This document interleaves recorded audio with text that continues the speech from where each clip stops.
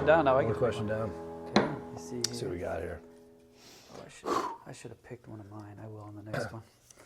I don't want to scare the viewers, by the way. We don't have to go through the entire Yeah, jar and today. I'm actually scared. So, if you could host a dinner with any three people, living or from history, who would they be, and what's the first question you'd ask them?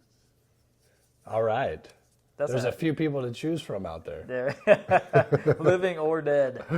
Well, I think you need to have kind of a mix of an entertainer, probably somebody That's right. in leadership, politics, maybe somebody who's just been a public servant. So, all right, let me think. Entertainment. I've always been a huge U2 fan. Cool. So Bono, I'm going to put Bono at the table. He'd be a good. I think particularly because Bono isn't just a musician and artist, but he's also somebody who's been sort of a crusader for everything from efforts to help reduce AIDS around the world and poverty and some of the work that he's done on that front.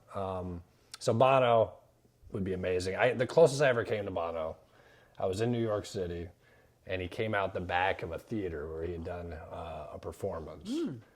And I thought maybe he would come over, because I was behind a barricade. I thought maybe he would come over and say, and I was like, what question would I ask Bono? This is going to be amazing. Yep. And it was like 3 seconds. He went from the theater right into his Right, car. to That was get the away end. from So people. that was the end of Like it. you. That was like me. He didn't want to have that conversation. But I would say, you know what? I think about public service. I think Harriet Tubman is somebody who comes to my mind. And she, somebody who, between the Underground Railroad and the efforts to, as an abolitionist, I can't imagine what she had to have gone through to try to stay focused and maintain the will to see a better day ahead, and everything she did on behalf of civil rights throughout for the United States.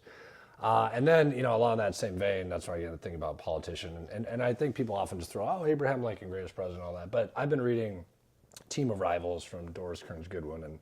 And you see what I love about Abraham Lincoln is somebody who wasn't afraid to surround himself with people who didn't think the same way. And right now, I think in our politics, we just constantly see people who want that echo chamber. And even on social media, I'm like, it's the everyone thinks that they're in their team, and their team is defined by the party, I guess. And what I loved about Lincoln is that this is somebody who wasn't afraid to be challenged, and didn't, I think, pigeonhole himself into, well, I'm on this team and therefore I make this decision. Instead, he wanted to be challenged. I forget who it was who said, if you could only have one news source, what would it be? And it wasn't the one that you agreed with. It was the one that you would learn the most from, the opposition, if you will. Sure. And I think that's super important for pushing people to make more complete decisions. So, and then what question would I ask him? I'd probably be something like, how did you